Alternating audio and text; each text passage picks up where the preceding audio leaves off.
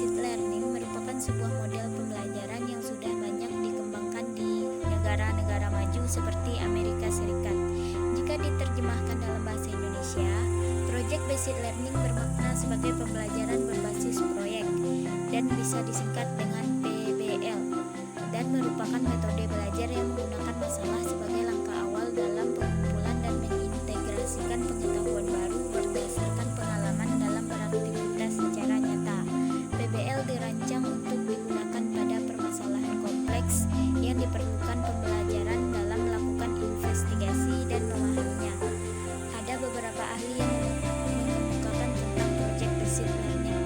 Yang pertama yaitu ada Thomas Markendoller dan Michelle Helson mengatakan PBL adalah metode pengajaran sistematik yang mengikutsertakan pelajaran ke dalam pembelajaran. Selanjutnya yaitu menurut Baron mengatakan PBL adalah pendekatan cara pembelajaran secara konstruktif untuk pendalaman pembelajaran dengan pendekatan berbasis riset terhadap permasalahan dan pertanyaan yang berbobot, nyata, relevan bagi kehidupan.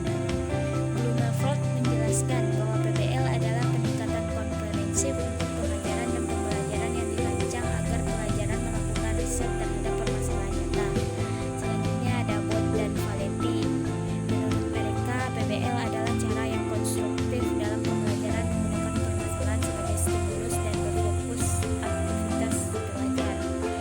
Terakhir yaitu Mosley Hayton dalam bukunya yang berjudul Metode Pengajaran di Taman Kanak-kanak.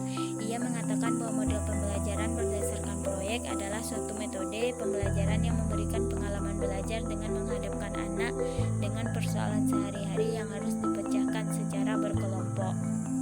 Baiklah, selanjutnya yaitu ada ciri-ciri pembelajaran berbasis proyek. Ciri pembelajaran berbasis proyek menurut Center for Youth Development and Education Boston. Yang pertama, melibatkan para siswa dalam masalah-masalah kompleks. Yang kedua, para siswa diharuskan menggunakan penyelidikan, penelitian, perencanaan, berpikir kritis, dan kemampuan memecahkan masalah saat mereka menyelesaikan proyek. Yang ketiga yaitu para siswa diharapkan mempelajari dan menerapkan keterampilan dan pengetahuan yang dimilikinya. Yang keempat yaitu memberi kesempatan bagi siswa untuk belajar dan mempraktikkan keterampilan pada saat mereka bekerja dalam tim kooperatif maupun saat mendiskusikan dengan guru. Baiklah, selanjutnya yaitu ada penyusunan laporan dan presentasi atau publikasi, evaluasi proses dan hasil proyek guru dan peserta didik pada akhir proses pembelajaran melakukan refleksi terhadap aktivitas dan hasil tugas proyek. Selanjutnya yaitu ada langkah-langkah pembelajaran berbasis proyek.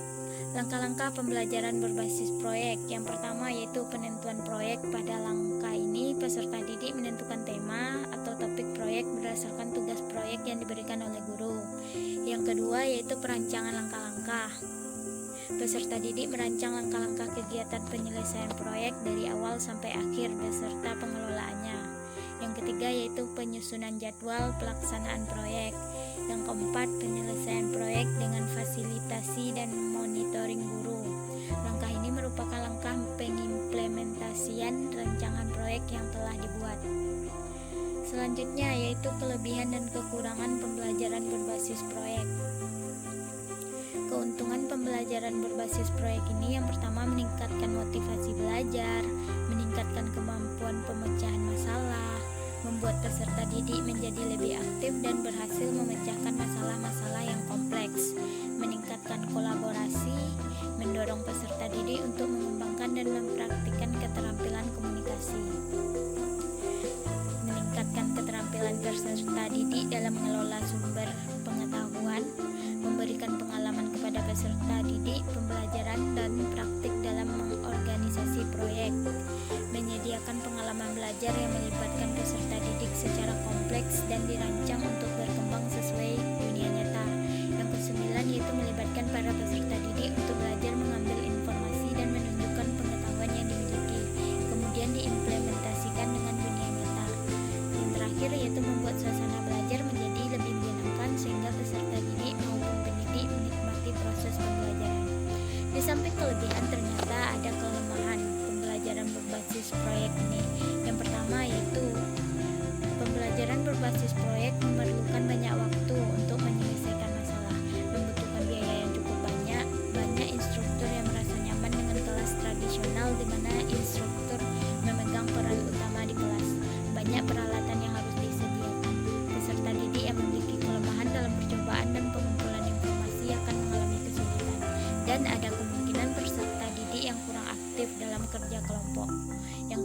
depan, ketika topik yang diberikan kepada masing-masing kelompok berbeda, dikhawatirkan peserta tidak bisa memahami topik secara keseluruhan.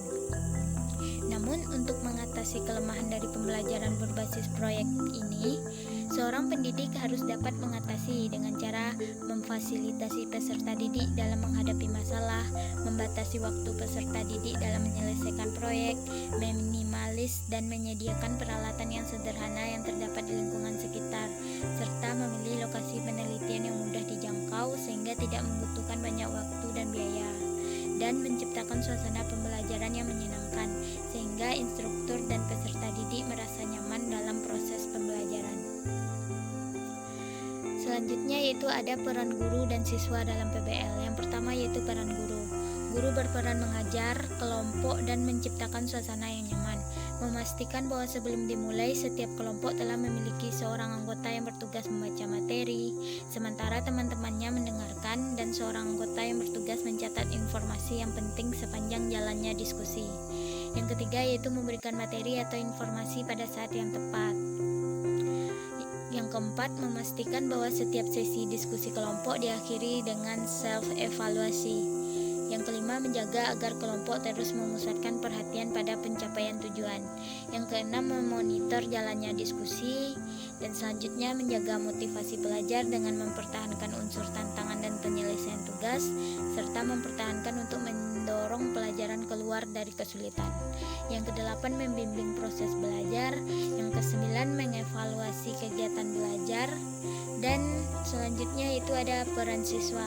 Siswa berperan menggunakan kemampuan bertanya dan berpikir, melakukan riset sederhana, mempelajari ide dan konsep baru, belajar mengatur waktu dengan baik, melakukan kegiatan belajar sendiri atau kelompok, mengaplikasikan lewat tindakan, melakukan interaksi sosial seperti wawancara, survei, observasi, dan lain-lain. Kegiatan lebih banyak pada kerja kelompok. Nah, kesimpulannya, pembelajaran berbasis proyek merupakan metode belajar yang menggunakan masalah sebagai langkah awal dalam pengumpulan dan mengintegrasikan pengetahuan baru berdasarkan pengalaman dalam beraktivitas secara nyata.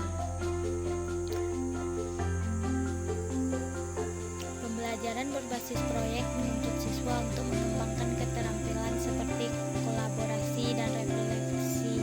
Menurut studi penelitian, pembelajaran berbasis proyek membantu siswa untuk meningkatkan keterampilan sosial mereka. Antusias peserta didik cenderung